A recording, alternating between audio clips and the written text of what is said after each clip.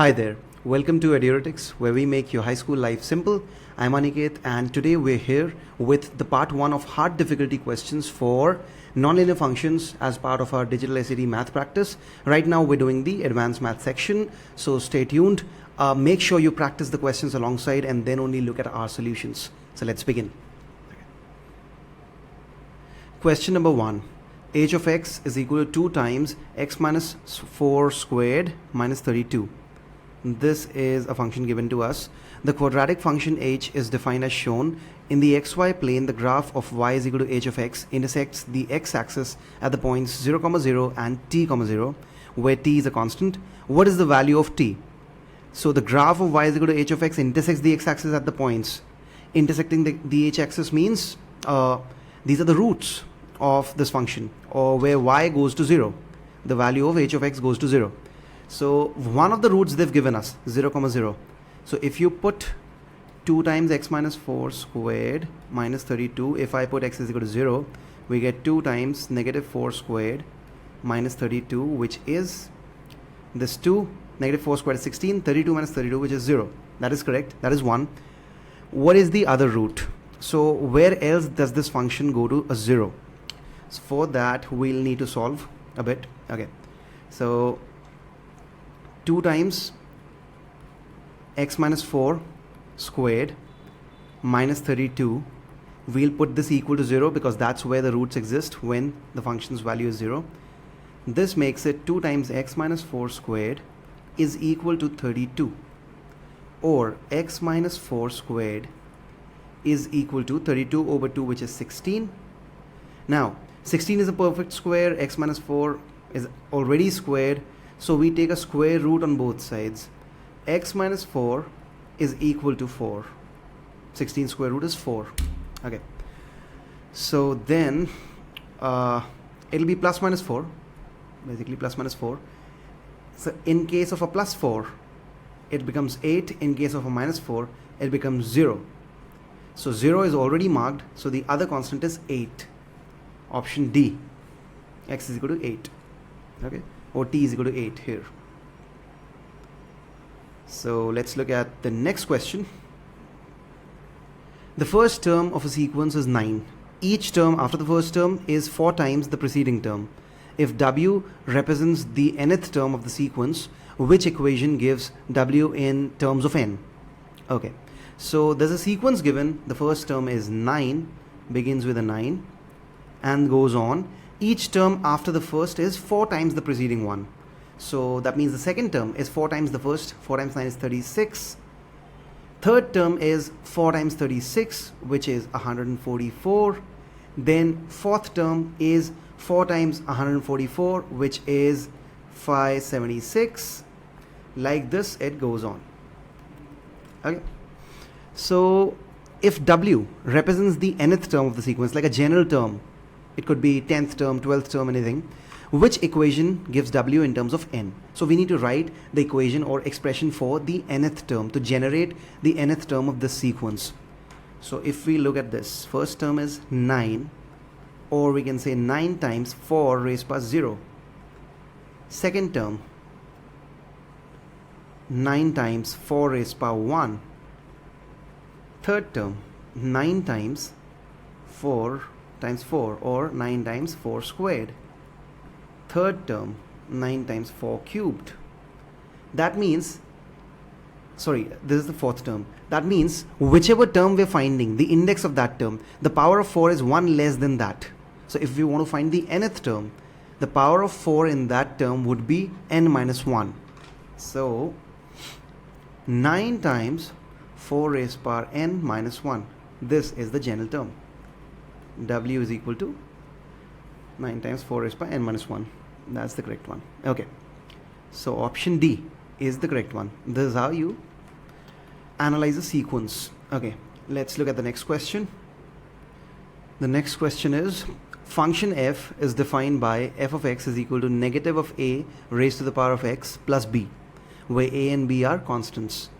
In the xy plane, the graph of y is equal to f of x minus 12 has a y-intercept at 0, negative 75 over 7.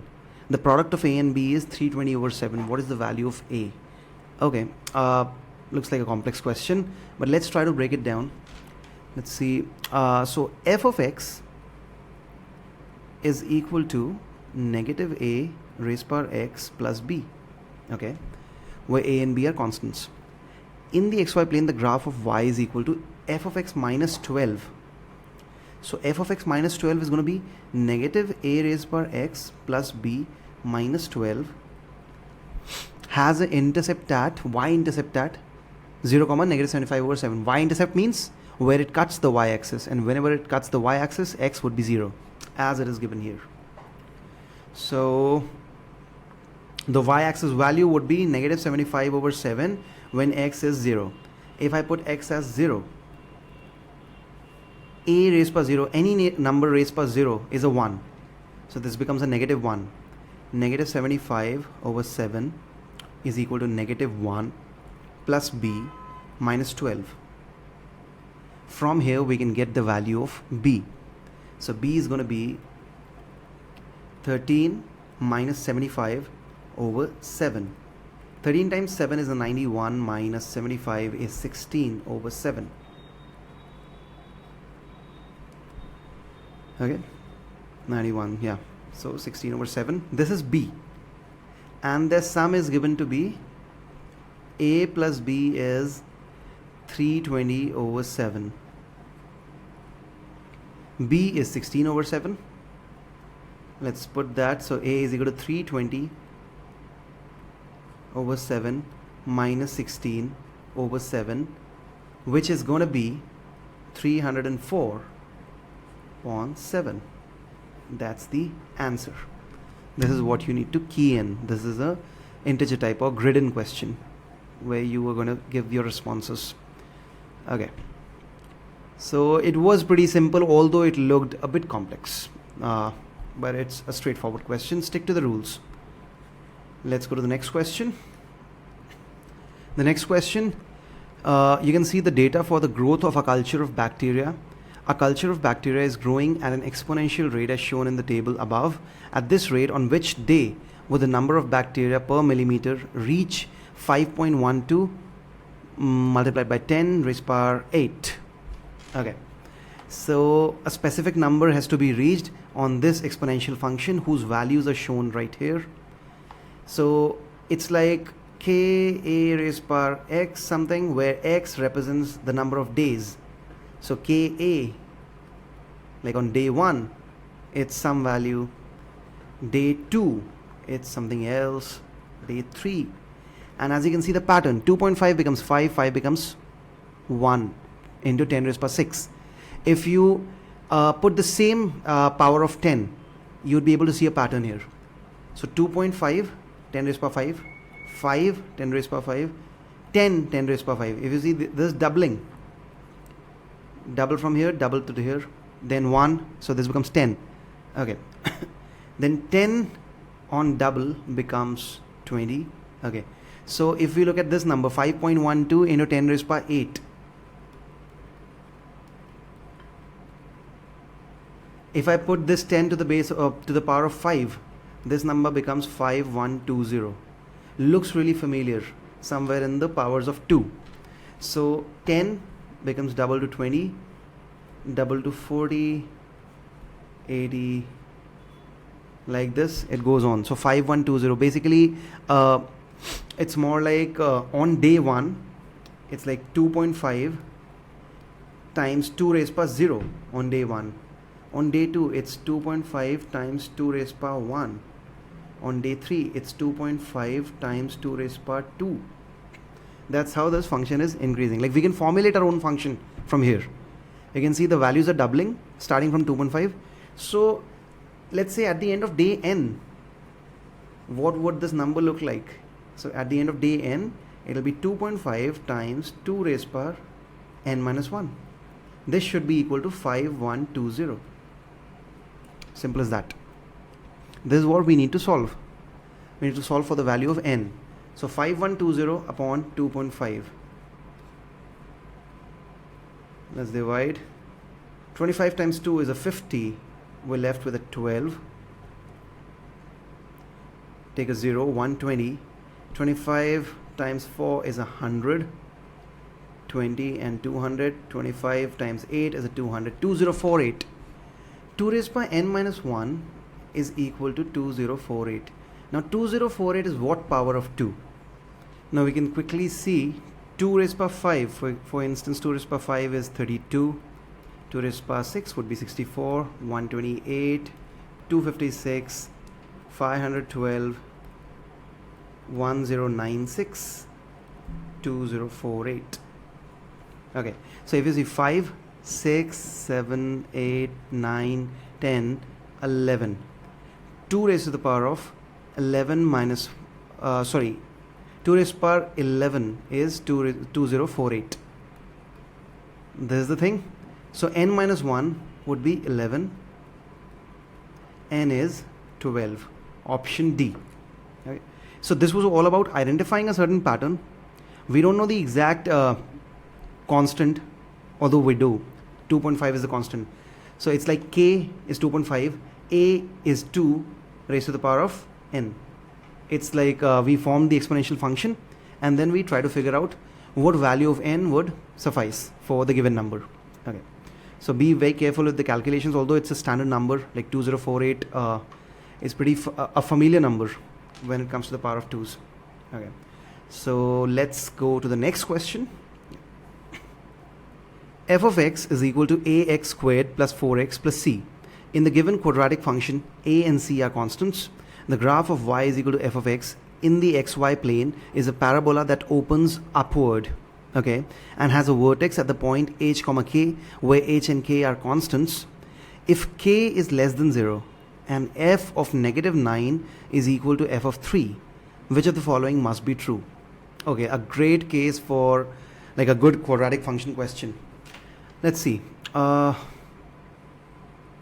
If we just look at the coordinate plane and whatever the conditions that given us, y is equal to f of x in the xy plane is a parabola that opens upward. It opens upward, so like this, and has a vertex at the point h comma k. Vertex is this, h comma k, okay, where h and k are constants. If k is less than 0, which it is in our case, as you can see k would be this, it is less than 0, and f of negative 9 is f of 3. Okay, f of negative 9, let's say negative 9, for that we need to change this graph a bit. Let's do that so that the visualization is a bit accurate. So I'll change the graph to less steeper than before. Okay, this is our vertex, so h comma k, and then f of negative 9, let's say negative 9 is somewhere here, and f of 3 would be somewhere here. Okay, so 3 and 9, they're equal. The graph needs to shift to the left. Yep, the vertex would be on the left hand side of the x-axis, because that's how the function is biased in our case. This information is evident from this fact: f of 9 is equal to f of 3. So we all know that for quadratic functions, at each value of x there would be at each value of y there would be two values on x, which would give the same result. So it will be somewhat like this, such that at negative 9 and 3 the values are same. This is the y value. That means now it gets shifted, the vertex gets shifted to the left hand side of the x-axis, the negative x. So h comma k here, k is less than 0, h is also less than 0. This information is given. We've derived this now, h less than 0. Which of the following must be true? C less than 0 and a greater than or equal to 1. So for this we need to check, how do we find the vertex? Vertex, as you know, the direct formula which should be on your fingertips is the vertex, x coordinate of vertex is minus b over 4a. minus b over 4a. So b is 4, negative 4 over 4a That means negative 1 over a. This is the x coordinate of the vertex, and this is less than 0. That means a must be positive. Okay, a must be positive. And then also we need to tell about a greater than or equal to 1 or not. For this, we have the required inputs. Negative 9 and 3 are symmetrical. So the line passing through the vertex will cut the x at minus 9 plus 3 over 2. Minus 3. At negative 3, the vertex exists. So h, the x coordinate of the vertex, is negative 3. So minus 1 over a is equal to negative 3. So a is equal to positive 3, greater than or equal to 1. This statement is correct. Now for k, so this would be f of the x coordinate of vertex is minus b by 4a. What does c represent here? Let's check. So if I put x is equal to 0 in this equation, in the given equation, we get c. The value of the function would be c. That means when does x become 0? When it cuts the y-axis. This here. When the y-axis is cut. This is where the y-axis is cut. It's a negative value. So c is negative. C has to be negative. So both the statements are correct. This is a very good analysis question. Try this your way as well. Look at all the different analysis, and so 1 and 2 both will be correct. And if you have any questions regarding this one, put them in the comments. I'm expecting some good questions from this one. Okay. So here we conclude the part 1 of hard difficulty questions for nonlinear functions. Make sure you've practiced each of them and the solutions are clear to you. If not, put them in the comments. I'll check and respond to that. Keep practicing and stay tuned for the next part 2 of the hard difficulty. Bye bye. Take care.